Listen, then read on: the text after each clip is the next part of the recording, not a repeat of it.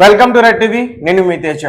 హర్యానా రాష్ట్రంలో ఒక దారుణమైన సంఘటన జరిగింది. ఒక వ్యక్తి తన కూతుర్ని దారుణంగా చంపేశాడు, అది కూడా ఒక గన్ తీసుకుని. అసలు ఎందుకు ఆ వ్యక్తి తన కూతురు పైన ఆ రకంగా దాడి చేయడానికి ప్రయత్నించాడు? ముఖ్యంగా ఆ తండ్రిని ఆమె చూసుకుంటుందనే కోపమా, ఇరుగు పరుగు వారు సూటిపోటి మాటలతో తనని ఇబ్బంది పెట్టారా, కూతురి యొక్క సంపాదనతో నువ్వు బ్రతుకుతున్నావు అంచేత ఆ కోపంతో ఆ కూతుర్ని హతమార్చి చంపేశాడా?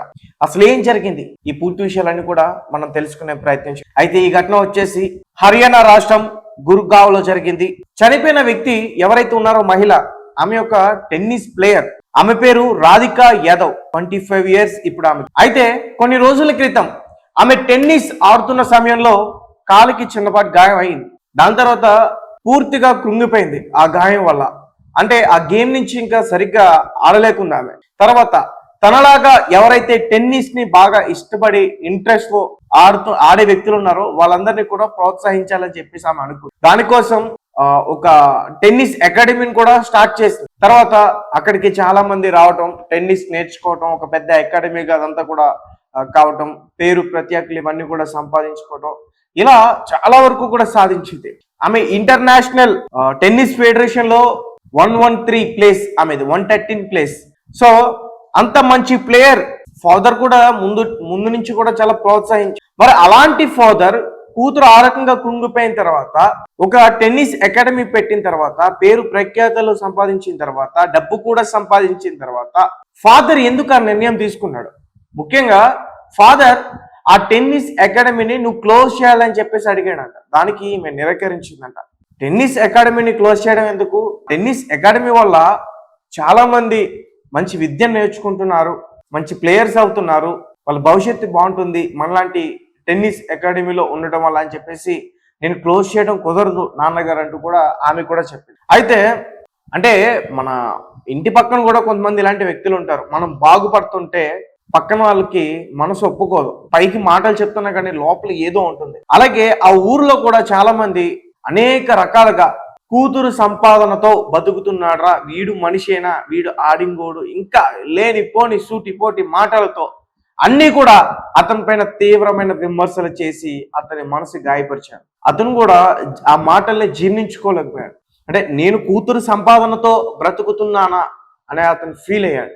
దాని తర్వాత కూతురికి అడిగాడు, టెన్నిస్ అకాడమీ క్లోజ్ చేయండి, ఆమె క్లోజ్ చేయండి అని చెప్పి. ఇలా వాళ్ళ మధ్య ఇలా తరచూ ఈ గొడవలు రోజు రోజుకి సాగుతున్నాయి.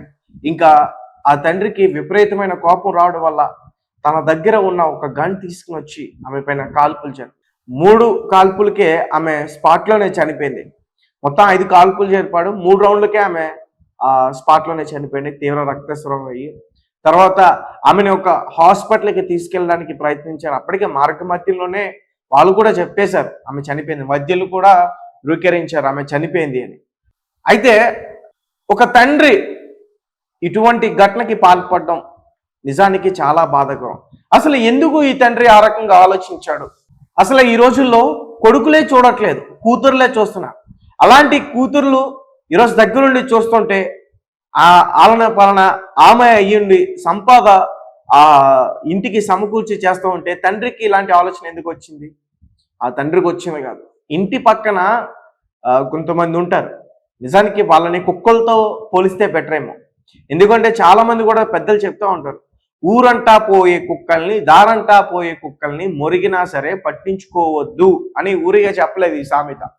వాళ్ళు ఆ రకంగా మాట్లాడటం వల్లే ఈ తండ్రి ఆ కోపంతో రగిలిపోయి ఆ మాటలతో కోపం తెచ్చుకుని తన కూతుర్ని చంపేసుకున్నాడు. తర్వాత ప్రయోజనం ఉంది, ఇప్పుడు జైల్లో ఉండి అతను బాధపడుతున్నాడు.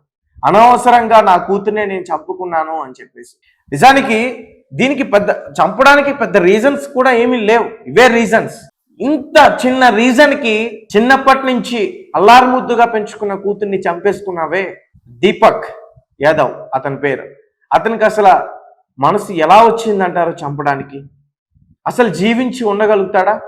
ఆ కూతుర్ని జ్ఞాపకాలను తెచ్చుకోకుండా బ్రతకగలుగుతాడా? కేవలం కోపం వల్ల ఆ వ్యక్తి తన కూతుర్ని చంపేసుకున్నాడు. నిజానికి అసలు కూతుర్ల సంపదతో బ్రతికితే తప్పేంటి?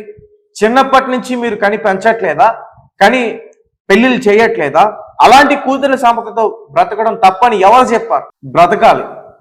ఈ రోజుల్లో కొడుకులు చూడట్లే, కూతుర్లు మాత్రమే చూస్తున్నారు. అలాంటి కూతుర్లు చూస్తున్నప్పుడు ఇతనికి పౌరుషం ఇవన్నీ అవసరమా? మీరేమంటారు? సో కాబట్టి చాలా మంది కూడా పేరెంట్స్ ముఖ్యంగా నాకు అవసరం లేదు, నన్ను ఎవరు చూడక్కర్లేదు అంటూ కూడా కొంతమంది అనేక కోపాలతో ఇరుగు పొరుగు వారి మాటలు విని చాలా మంది కూడా ఇలాంటి ఘటనలకి పాల్పడుతూ ఉన్నారు. అయితే ఈమె ఒక టెన్నిస్ ప్లేయర్ కావటం, మంచి ఇంటర్నేషనల్ ప్లేయర్ కావటం, పైగా 113th ప్లేస్ ఈమెకి ఉండటం ఫెడరేషన్లో, టెన్నిస్ ఫెడరేషన్లో, ఇవన్నీ కూడా వింటుంటే చాలా మనసుకి బాధ అనిపిస్తా ఉంది. సో గైస్, ఇలాంటి వాళ్ళని మీరు ఏం చేయాలంటారు? ఇంట్లో ఖాళీగా ఉండి ఇంటి పక్కన వాళ్ళకి ఇలాంటి చెప్పుడు మాటలు చెప్తూ టైం పాస్ చేసే వాళ్ళని ఏం చేయాలంటారు అనే విషయం నాకు ఖచ్చితంగా కింద కామెంట్ రూపంలో తెలియపరచండి. ఏదేమన్నప్పటికీ ఒక తండ్రి అల్లారు ముద్దుగా పెంచుకున్న కూతుర్ని కోపం వల్లే కోల్పోయాడనైతే మాత్రం నాకు స్పష్టంగా అర్థమవుతుంది. మీకేమనిపిస్తుంది? Thank you for watching. Thank you so much.